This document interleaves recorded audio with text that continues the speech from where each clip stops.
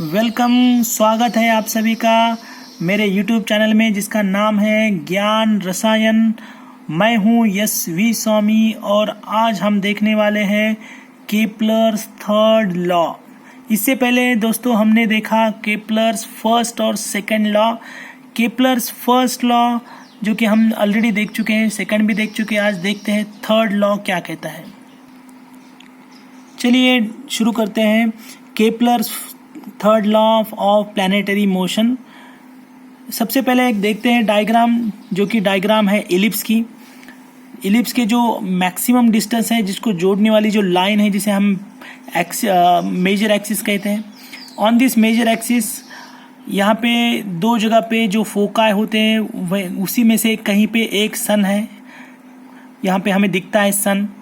Planet है जिसको हम अर्थ रहो या फिर कोई भी प्लैनेट रहो जो अराउंड द सन रिवोल्यूशन कर रहा है, जिसे हम सूर्य के अराउंड घूम रहा है या फिर परिभ्रमण कर रहा है, इसे बोल सकते हैं।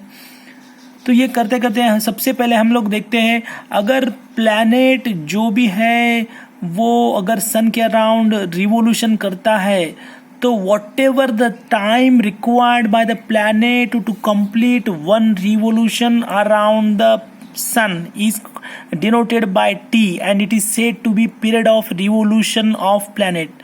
देखो दोस्तों, कोई भी जो प्लैनेट है जो रिवोल्यूशन करता है और उसका पूरा complete revolution, one complete revolution होने के लिए जितना भी टाइम इंटरवल या फिर टाइम लगता है, जिसे हम period of revolution of planet कर रहे हैं दोस्तों, यहाँ पे जिसको हम कैपिटल टी से डिनोट कर रहे हैं। द नेक्स्ट थिंग इज, अगर प्लैनेट और सन इन दोनों के बीच जो डिस्टेंस है, जिसे हम स्मॉल आर से हम लोग इसे रेडियस या फिर स्मॉल आर से इंडिकेट कर रहे हैं। कई बार ऐसा होता है कि सन और प्लैनेट का जो डिस्टेंस है वो मिनिमम बन जाता है, तो कई बार ऐसा भी होता है कि सन और प्लैनेट का डिस्टेंस मैक्सिमम होता है।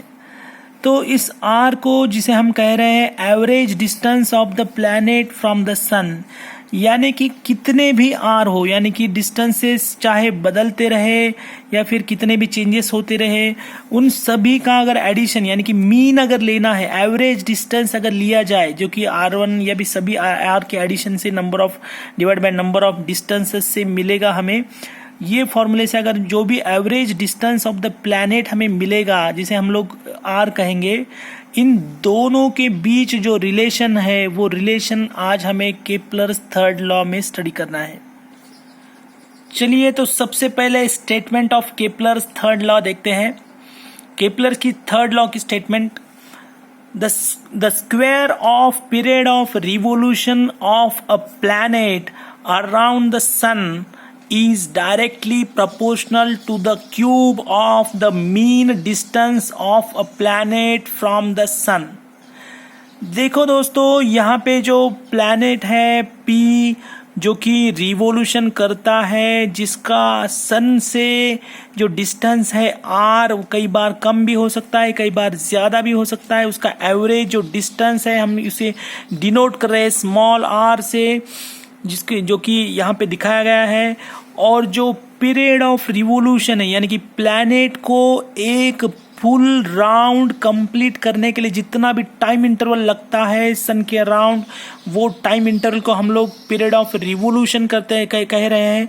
और उसका जो भी स्क्वायर होगा, टी का जो भी स्क्वायर होगा, पीरियड ऑफ रिवोल्यूशन का जो भी स्क्वायर होगा, और जो आर का क्यूब होगा, यानी कि मीन डिस्टेंस, यानी कि एवरेज डिस्टेंस ऑफ प्लैनेट जो भी होगा उसका जो क्यूब रहेगा, इन दोनों में जो रिलेशन होगा वो रहेगा directly proportional to each other. चलो यहाँ पे देखते हैं दोस्तों, टी जो डिनोट कर रहे हैं हम यहाँ पे time taken by planet to complete one round, यानी कि पीरियड ऑफ रिवोल्यूशन, यानी कि प्लैनेट को सन के अराउंड वन कंप्लीट रिवोल्यूशन करने के लिए लगने वाला समय। सेकंड है average R equal to average distance of planet from the sun, यानी कि जो कि सन डिस्टेंस रहेगा प्लैनेट और सन के बीच का जो भी एवरेज, उसका जो भी एवरेज लेंगे हम यहाँ पे, उसका जो क्यूब हम लोग यहाँ पे ले रहे हैं, ये जो क्यूब है डिस्टेंस का और जो पीरियड ऑफ रिवोल्यूशन का स्क्वायर है, इन दोनों में डायरेक्टली प्रोपोर्शनल या ये रिलेशन रहेगा। यानी अगर t बढ़ेगा, if t increases r will also increase, if t decreases r will also decrease. In other words, we can also say that if r decreases, t also decreases, and if t decreases, r also decreases. चलो तो finally हम लोग एक equation पे आते हैं, T square upon R cube equal to K, जो कि एक कांस्टेंट है। यानी कि कोई भी प्लैनेट का जो रिवोल्यूशन टाइम होगा टी स्क्वेयर, उसका जो स्क्वायर होगा डिवाइडेड बाय आर क्यूब, यानी कि सन और प्लैनेट के बीच का जो डिस्टेंस है, जो एवरेज डिस्टेंस है, उसका जो क्यूब होगा, इन दोनों का जो डिवीजन होगा हमेशा एक कांस्टेंट वैल्यू देगा।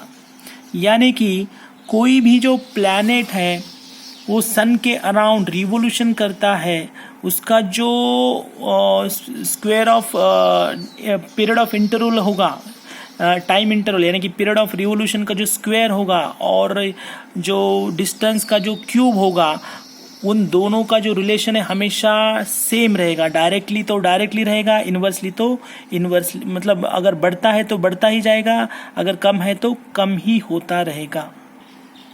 और ये जो कांस्टेंट है कि ये planet to planet constant change होता रहेगा। क्यों होगा?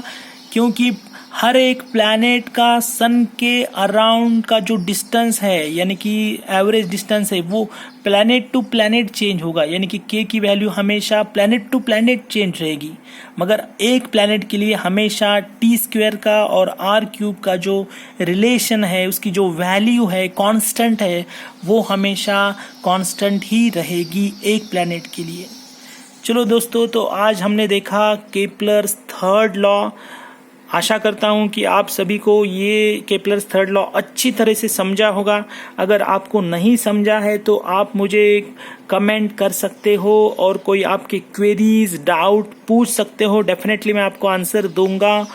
और आप अगर चाहे, अगर अच्छा लगा तो लाइक कर सकते हैं, शेयर कर सकते हैं, और डेफिनेटली आपको रिक्वेस्ट है कि आप इसे चैनल को सब्सक्राइब करें। Thank you for watching this video.